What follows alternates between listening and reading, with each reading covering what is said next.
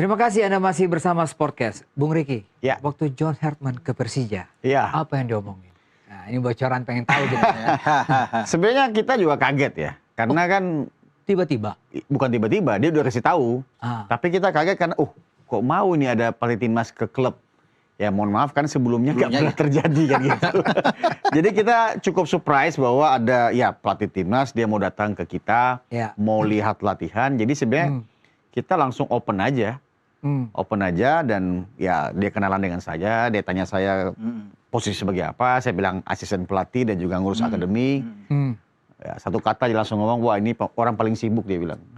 Oh ya, karena dia tahu bahwa kerja di akademi itu berat dan segala macam. Lebih kepada dia pengen tahu aja sebenarnya, pengen tahu suasana latihan tuh seperti apa di Indonesia. Lalu dia pengen kenalan juga dengan Rido, dia pengen kenalan sama Jordi.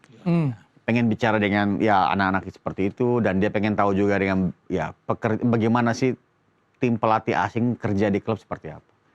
Dia memang hanya mau untuk observasi aja, sekedar hanya pengen tahu terus lihat klubnya seperti apa, itu aja. Dan saya pikir itu luar biasa karena ya nggak pernah terjadi ya bahwa ada pelatih timnas turun ke kita melihat gitu kan. Jadi saya pikir ya ini langkah bagus karena kan sinkronisasi ini yang penting, bahwa kita harus tahu pelatih timnas ini maunya apa sih, sehingga kita menciptakan pemain juga, mempersiapkan pemain juga yang sesuai yang timnas mau kan gitu kira-kira. Itu sih sebenarnya yang dia bicarakan sederhana kok, cuma hanya tanya-tanya aja. Ini rutinitasnya seperti apa? Ya say hello dengan coach dari Mauricio, itu aja.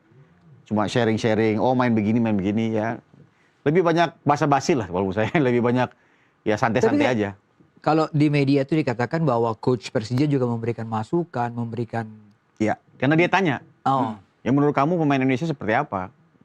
Ya, dia kasih masukan beberapa begini segala macam. Ya mereka ada diskusi, ya sampai ada gestur-gestur soal bagaimana defending, segala macam, teknikal lah. Oh teknikal ya? Teknikal, jadi sering kasih masukan teknikal nah gitu. Jadi ya Coach Mauricio juga sangat apresiasi ya, karena bagi dia, ya ini apresiasi juga seorang pelatih timnas mau datang lihat dia pun dia juga respect lah gitu. Jadi saya pikir ini bagus lah.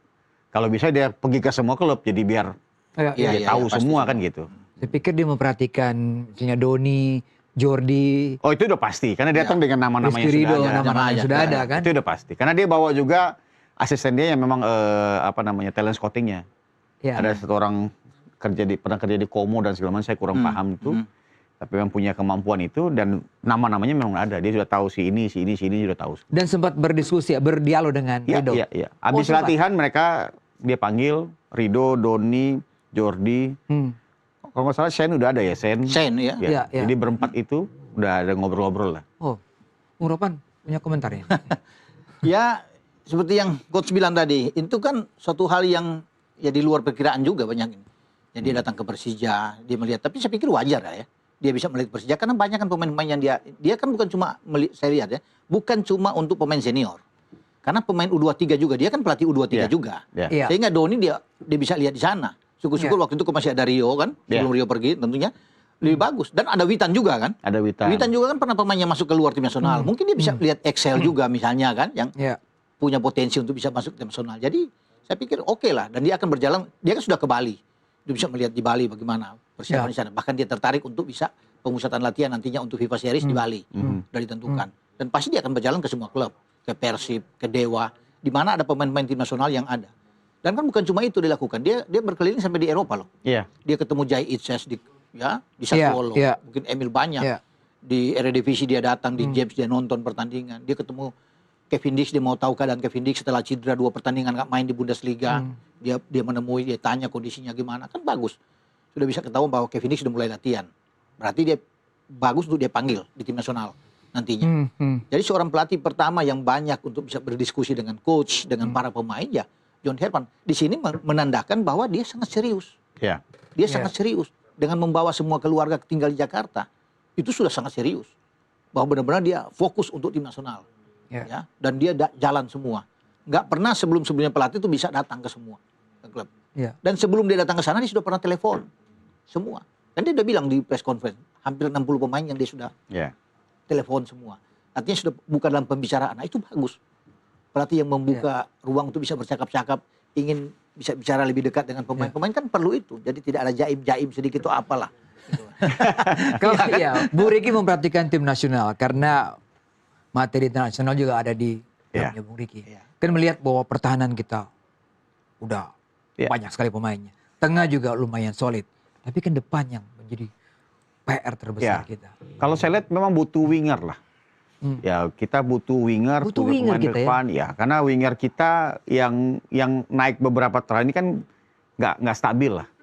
Kayak Yakob, Yance segala macam itu nggak stabil semua kan gitu. Jadi saya pikir ya butuh winger baru. Tapi kita nggak tahu sekali lagi ya. Coach John ini mau main seperti apa? Ya kita belum tahu. Kita belum tahu. Karena apakah dia mau main dengan model yang seperti Sintayong 3-4-3 atau 3-5-2 atau dengan Patrick Kluivert kemarin 4-3-3. Kita nggak tahu karena ya belum tahu kan gitu. Tapi setidaknya dengan dia kan kalau timnas itu hanya kerja dalam 2 minggu di lapangan.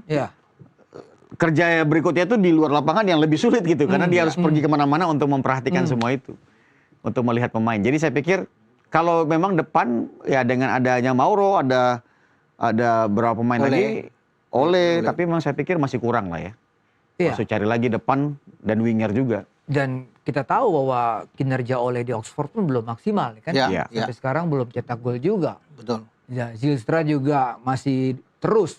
Kita pengen lihat juga di Persija seperti apa.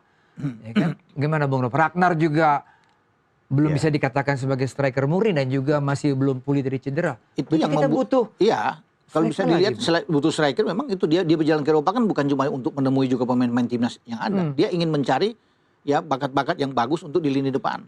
Misalnya Dean Sandbergen ada di Venlo. Dia kan bisa lihat untuk dia tahu bahwa kesulitan itu adalah bagaimana mencari pendamping Ole Romani. Ole juga kan bukan pemain nomor 9, nomor 10 lebih tepat. Tapi yang saat ini yang ada, yang perform bagus adalah Ole Romani.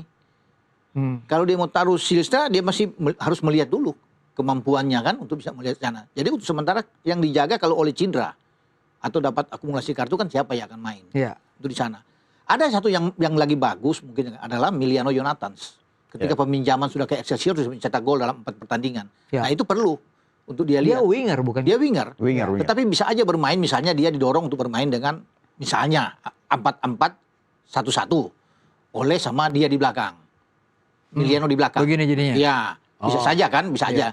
Ya kita nggak tahu juga. Kita nggak tahu juga seperti apa kan. Tapi kalau untuk bicara perform yang bagus saat ini Miliano yang lagi naik di Eropa di Eredivisie. Ya, setelah peminjaman itu karena dia butuh jam bermain. Sekali lagi dia nggak dapat jam bermain di Utrecht. Ketika dapat jam bermain yang full, dia membuktikan itu. Karena saya pikir yang jadi poin adalah pemain depan kita semua ini anak muda semua. Anak muda.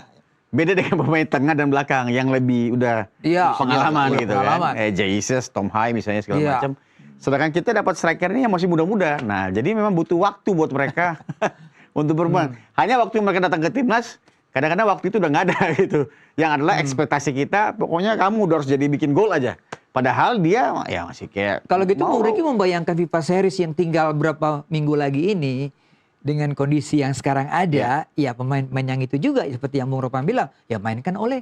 Ya mungkin aja. Tapi maksud saya, dari talent scouting timnasnya dia harus mencari pemain yang lebih matang lah. Kalau mau dalam tanda kutip berlomba untuk misalnya untuk Piala Dunia ya. Pemain yang matang dalam usia misalnya memang udah reguler main di klub. Nah itu yang penting karena itu yang terjadi dengan Jesus, ya kan? Jesus luar biasa karena dia reguler main. Nah, jadi kalau mau ekspektasi tinggi kita juga harus cari pemain yang memang reguler bermain di klubnya sehingga itu ekspektasi kita bisa lihat gitu. Dan kita kebanyakan jadi bukan grade A ya Bung ya? Kebanyakan di bawah ya. Ya masih butuh waktu mereka. Kalau grade A ya Jesus, Martin Pas, Emil Audero kan itu sudah pemain-pemain inti di klub masing-masing kan. Ya itu yang sudah bisa dibilang. Joe Pelupesi masih. Calvin Verdong. Kurang Bung Riki kita break lagi. Ya. Kami kembali setelah pariwara berikut ini. Tetap di Sport.